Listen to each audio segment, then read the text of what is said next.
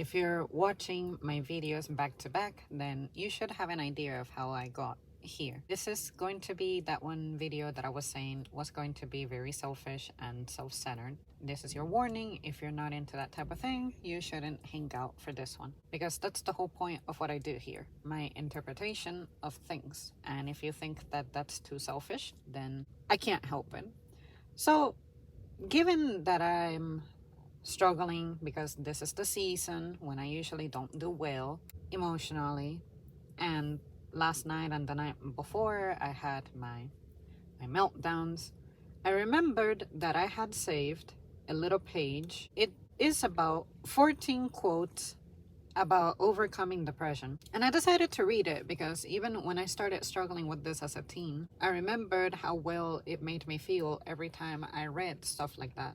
And it's not about validating feelings, it's about putting the thoughts and feelings that you have into words that you yourself were struggling to string together. That's the way I always saw it. And of course, it's a little helpful to find these things relatable and not feel alone with the matter. But that's not the point. I don't like to look at it that way, because then I feel like it makes me too comfortable living in this situation, and like it would discourage me from trying to improve the situation, because hey, a lot of people relate and it's normal. That is my concern. So I'm going to read pretty much everything that's here and then let you guys know how I interpret that. A big part of being human is recognizing that there will be good days and there will be bad days, but depression is a widespread mental illness that affects an estimated 5% of adults worldwide. It can be rooted in everything from societal stressors to chemical imbalances to genetically inherited traits. When it comes to societal stressors, you guys know me, I label myself as an antisocial, and the reason I do that is because there is so much unnecessary noise going on out here that's created by people that I observed how it affected my mood. And that is what I consider a societal stressor. Also, the mild expectations that accompany society, such as the season, particularly the holidays, and how people behave extra and differently, because everyone gets in a mindset that I don't relate to, that leaves me feeling lonely. That's where the alone feeling comes from. When your mind is genuinely, sincerely different from what the flow of other people is, that you find yourself feeling abandoned. Chemical imbalances is one that I can believe, because let's face it, it doesn't feel great to be eating junk all the time. Your body doesn't process it well. If you're internally not balanced well enough, then who's to say that that wouldn't affect the mind? You know, when you're hungry, your mind is affected. When you're ill, your mind is affected.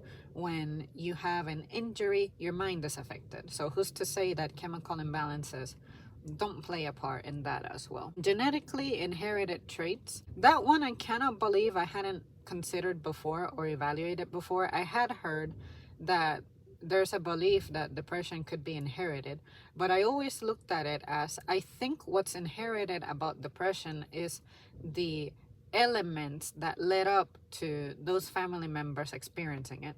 Say, if there was a primary breadwinner who is deceased, then you can see how that will create uncertainty, food insecurity, shelter insecurity, stress, and all those things. If you come from that background and then you have children, that's where I believe the stressor can be inherited, because you may end up becoming a parent, but you're a parent who started off life under those circumstances, and maybe as an adult you may be financially set, but it could take a tragedy like that to unlock that problem again. Or it could be that your children learn about that and maybe they go through the same thing. You become the primary breadwinner that they lose, and then what? You know, something like that. That's the way I look at it. But to talk about genetics, it makes sense, because the way that I look at genetics is, you are inheriting a piece of somebody. If someone is physically affected by depression, who's to say that when you're conceived, when this person is physically affected by depression, that you're not going to inherit those traits? It's very easy for me to visualize that. In other words, on the sliding scale of nature versus nurture, depression can sprout from a variety of sources. Family histories can reveal patterns of depression, for instance, or traumatic life events can set off an episode or a series of depressive episodes, a death in the family, unemployment, political conflict. That one is very true. I agree with that, because for me, you look at me and I mean, it's not you people's fault that I'm extremely good at keeping that stuff under wraps, but every day at least I get one or two people who say that I'm a joy to be around and I'm always happy and very positive and I emit happy vibes and shit. And I'm like, no, I'm fucking miserable. All I want to do when somebody says that to me is break down and cry in front of them. But then I remind myself, no, I cannot do that. It's not appropriate. This is not a person who should be let into my personal matter like that. And that's why, you know, they have no idea that I go through this. But then if I were to turn into a loser, then that's when everybody might start saying things like, I never saw it coming, and this and that and the other. And I'm like, you would never feel suspicious of anybody who outwardly appears to be put together. Those are the people I think you would want to worry about the most, because it's very evident that they're being overachievers at something, and being an overachiever at anything is going to cost you something somewhere. To me, it's very easy to diagnose that. And that's why when I observe somebody with those characters and I hear of the tragic life story that accompanies them, I'm never shocked, because I'm like, I mean, it makes sense. As someone who goes through that myself, I can see it. And then some people kind of frown at me going like, there's no way that you could have possibly known that. And I'm like, I'm sorry that I'm good at what I do. I'm good at thinking, because I spend a great deal of my day doing that. How do you express yourself when your thoughts are dismissed? I'm sorry that I'm very well tuned to my environment. That's my sensitive power. I didn't ask to have that. It just developed. So maybe as opposed to seeing me as a nuisance, look at it as, you know what? What can we do with that power of yours that you have? The power of reading stuff without words. For me, that's how it happens. It's not like every day I'm a dark cloud of gloom. I can go days, weeks, occasional month here and there without having an episode, but there are times in which I just lose it. This also mentioned a death in the family, unemployment, political conflict. Fortunately, unemployment is one that has only affected me once and a half in my life, I guess I could say. The half was when I was a kid and we were moving. Mom, of course, experienced a period of unemployment, but it wasn't really that different, because even when mom was employed, it's not like we were extremely spoiled or catered to in a very luxurious way. When that change happened, the difference in our lifestyle was not really easy to perceive. But then during the Kansas trip that I told you guys about ages ago, that is the one that I can say I experienced that was starting to have an effect on us, because I was observing how it was beginning to affect mom. And I'm like, it'll be okay, you know, we've always gotten through everything. And it turned out to be okay. Political conflict is one of those things that politics has only given me problems in my personal life once before, and that was when I was being mocked over my opinion, and then I just completely lost my mind and lashed out. And I made a video about the aftermath, or right after it happened. I think I called it the political elections are ruining my personal life, something like that. This was back in maybe 2017-ish or so. No matter the cause, it is important to find ways to cope with and combat depression, whether it be talk therapy or medication or support groups.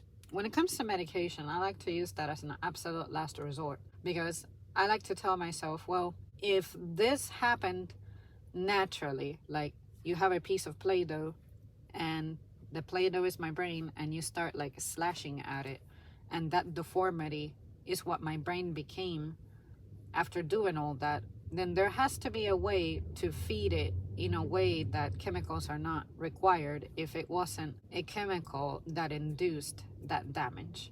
Say, if me being bullied, talked down to, and abandoned is what created those creases in my brain, then how about if in the present you give me memories that completely contradict what I lived through? How about if you don't bully me?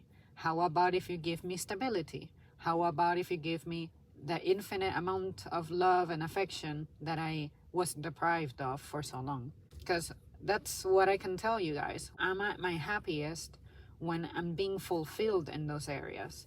But when I'm not, that's when the darkness seeps.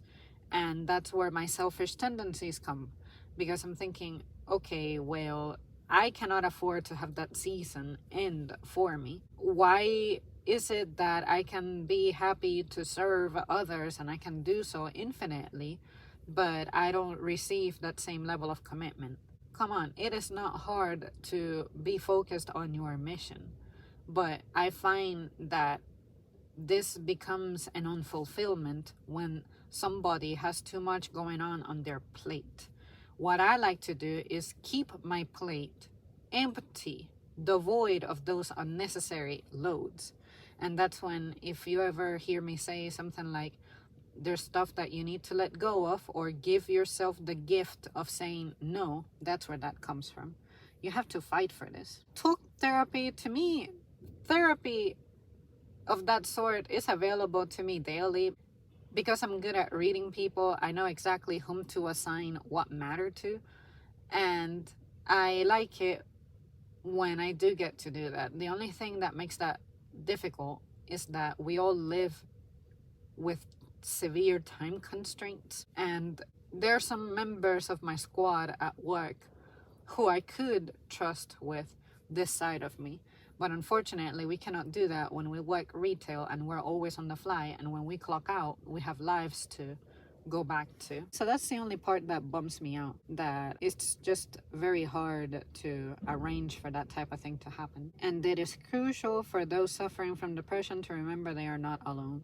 The one thing that helped me stop feeling so much shame about it when I was a teen was that learning that this is pretty common. This is when words of reassurance can often play the biggest role, to remind us that we are struggling. It won't always be so hard. There are others who have experienced similar pain and come through it, inspiring hope for a better, joy-filled future. And that is true, because that's technically all I look for. When I'm down, when I'm sad, all you need to do is console me. Sometimes you don't even have to use words, but if you're going to use words, try to imagine what would be helpful for someone like me, someone who you know since forever and has shared so much. What would I need to hear? And even if what you say is something that I'm aware of and know, the sole fact that you're repeating what I'm thinking, it serves as a reinforcement. And that's what helps with maintaining my self-esteem strong. Sometimes I get annoyed when people have that awesome opportunity on their hands, but they let it go. Here's where the quotes begin. Fred Rogers once said, "If you could only sense how important you are to the lives of those you meet, how important you can be to the people you may never even dream of, there is something of yourself that you leave at every meeting with another person." And this one's true, because sometimes I'm surprised by the people who remember me even years on. And my favorite thing is when they say that I haven't changed. When it comes to sensing how important I am, sometimes I just wish that could be projected a little better. Because say at work, of course I'm valued because of my abilities that I have obtained from knowing how to hold on to my position. But I'm thinking, deep down, this is a superficial relationship. I don't need that. If you value me for my talent, then celebrate me appropriately. Pay me well, treat me well, hear me out, and sincerely try to be accommodating of my circumstances. But if you're just worried about numbers and producing, that's what makes it feel like a superficial relationship. And I think that those are toxic. and how important I can be to the people who I never even dream of. That's also true because there are some people who eventually just talk to me and share things, and I'm like, really? Something like that impacted you so much? I can kind of understand. Stuff like that tends to be temporary though, so I don't like to hold on to the things that are temporary. It just doesn't serve me too well. My brain and my heart are really important to me. I don't know why I wouldn't seek help to have those things as healthy as my teeth. I go to the dentist, so why wouldn't I go to a shrink? And Kerry Washington said that. And that makes sense.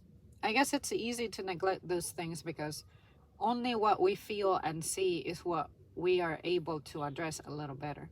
So if you see yourself bleeding, of course you're going to do something. If you feel the pain of something, you're going to go have it addressed. But if it's more thought related, then that would be a little more difficult to diagnose. Helen Keller once said, character cannot be developed in ease and quiet. Only through experience of trial and suffering can the soul be strengthened, ambition inspired, and success achieved. And that makes a lot of sense because you guys ever hear me say things like, well, I thrive during difficult times because that's when I use everything that I have, all of my resources, all of my strengths, skills, wisdom, whatever, and I resort to my bag of those tools, put them to use. And also when there aren't any storms, sometimes I like to shake things up a bit myself so that I don't get out of shape. Just because I'm not doing heavy lifting at work every day doesn't mean that I should just stop going to the gym because I'm not doing that heavy kind of work often. No, you keep going to the gym to maintain what you have. So sometimes you have to create your own difficult times to keep yourself in shape. But once you become too comfortable and you're living a life that's devoid of challenges, you forget what it's like to have the challenges, and then when they resurface, you don't know how to handle it. And I think that's wrong. That's the way I interpret that. Prince Harry once said, it is okay to have depression, it is okay to have anxiety, and it is okay to have an adjustment disorder. We need to improve the conversation. We all have mental health in the same way we all have physical health. And that makes sense because it reminds me of another thing that I heard someone say or write. I forget how I received this information, but it was something like, it's okay that you're fat, but it's not okay to be fat. So the difference is saying that it's okay that I'm fat means that it's okay that right now I am going through that. But to be fat, to be something, it means something more permanent. It's not okay to permanently stay fat. Kali Gibran, I've never heard that last name before being pronounced. Sadness is but a wall between two gardens.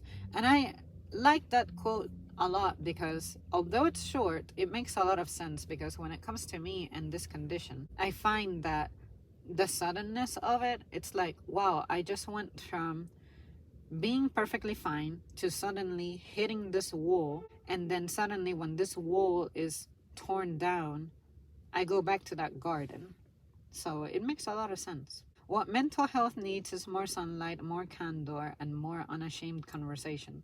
Glenn Close, if I remember right, she's the lady from Dalmatians movie, the Cruella lady. And I like this quote because the way I interpret it is that, especially the ending, unashamed conversation, for me, what makes me have meltdowns is that feeling of guilt and shame. And it isn't until I find somewhere where I can be safe 100% and open up 100% that I feel better than whatever the trigger is. Sometimes it's like, okay, let's say that tonight I'm crying because I'm lonely. Well, the fact that I was able to express that and someone didn't even try to make it be like, well, just remember that there are people homeless out there, so you're actually pretty privileged right now. And I'm like, imagine if I thought that way about everything ever.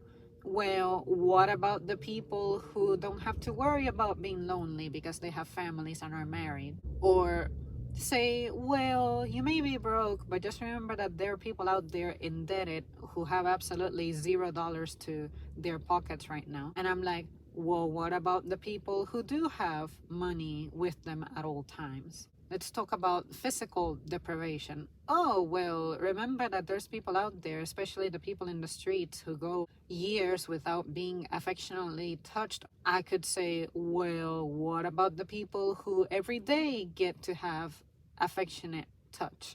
And that is a privilege that they have. See what I mean? That's why I hate those comparative types of conversation, because trust me, I will always be able to destroy you in arguments like that. I will always be able to counter it.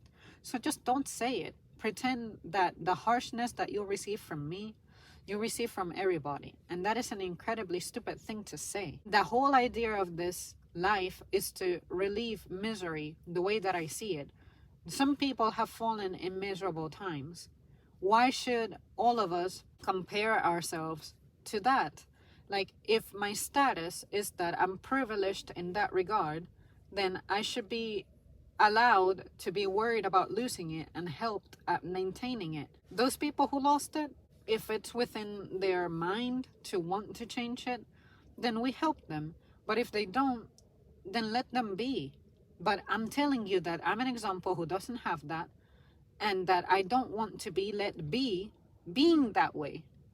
How is that so hard to understand? And why is that selfish on my part? Imagine if I behaved that way because of everybody. Like, I gotta feel bad about the fact that I'm eating right now because some people out there have no food. What should we all do to be respectful? Stop eating and all of us die collectively?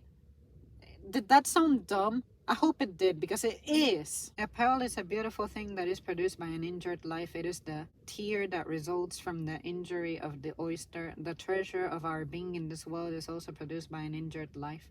If we had not been wounded, if we had not been injured, then we would not produce the pearl. Stephen A. Holler.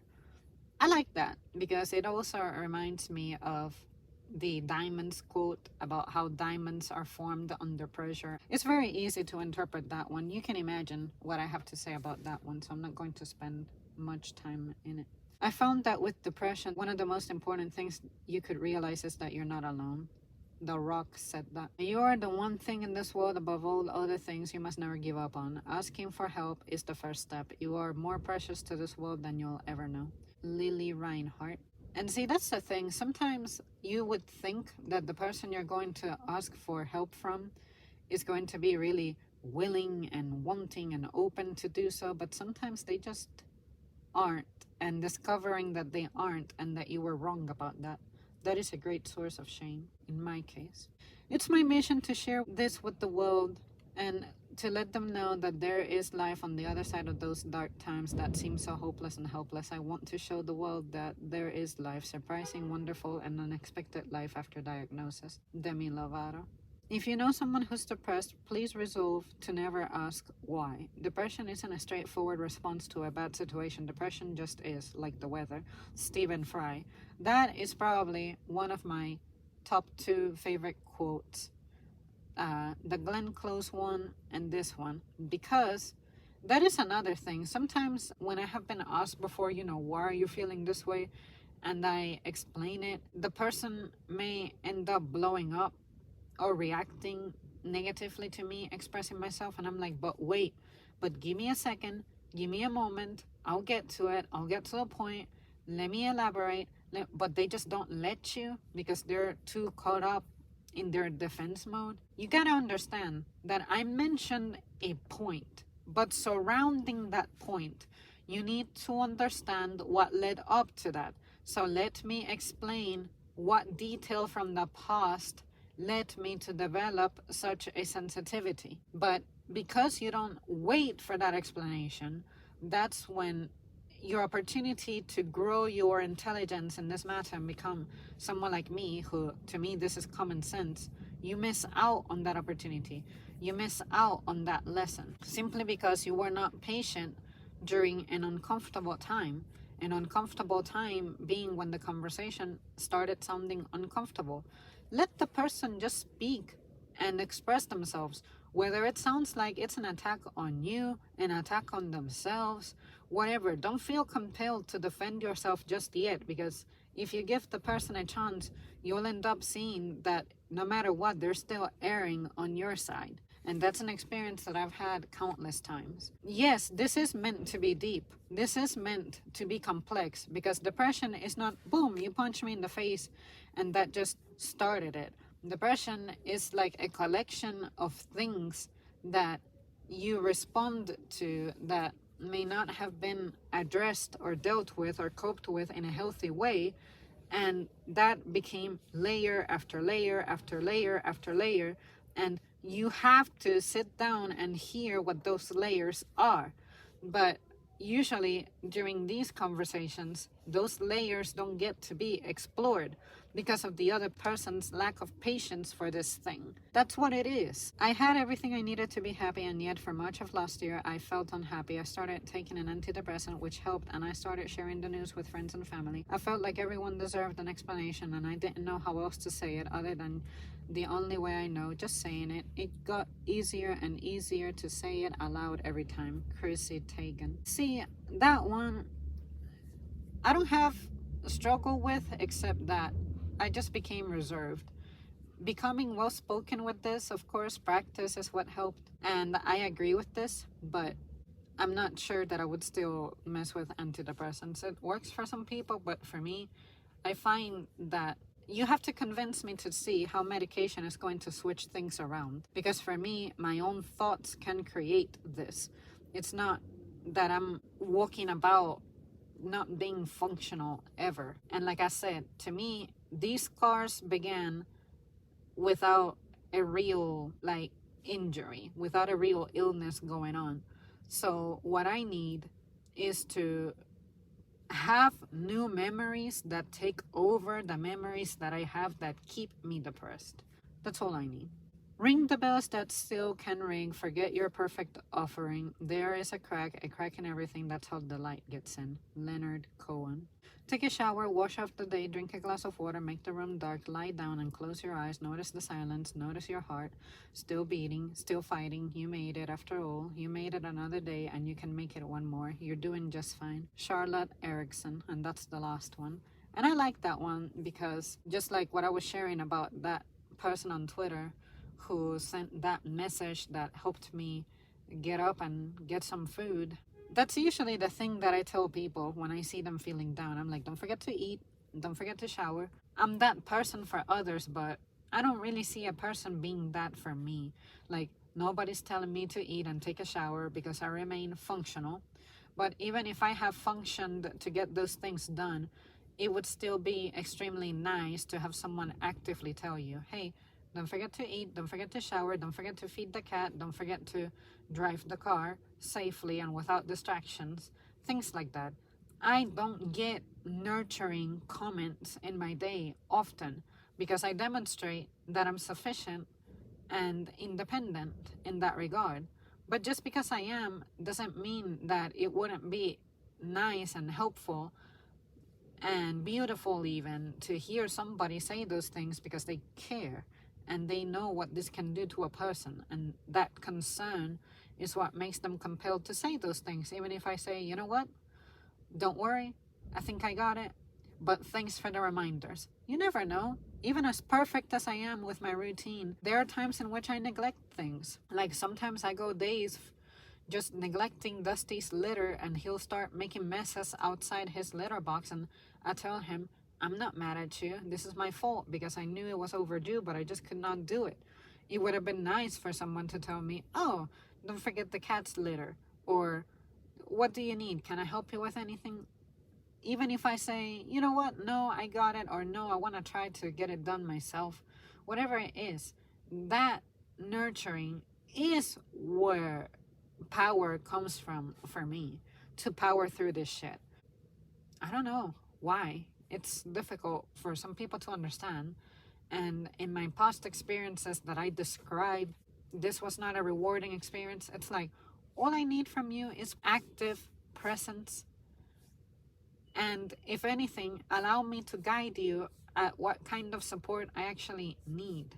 As simple as I make it, the person doesn't even let me get that far. Instead, people really like to feel like they're being controlled. And I think that it's social media doing that, because there's a lot of content out there that talks about how you are independent, self-sufficient. You don't need no man, you don't need no woman, you don't need no family. You only need yourself and your big wallet, and somehow that makes you immune from tragedy, right? That's the kind of shit that I'm like, if I'm selfish, I would rather be selfish than have that arrogance that people like that have. That was my trip. This was my own video dedicated to myself. And the reason I put it like that is because I think if I allow myself to express myself more openly like this, then it'll be less painful. And I believe in myself. If I have this idea, it had to come from somewhere. Well, that's it, you guys. Thank you so much for tuning in. Let me know your thoughts, like always, and I'll see you on the next one.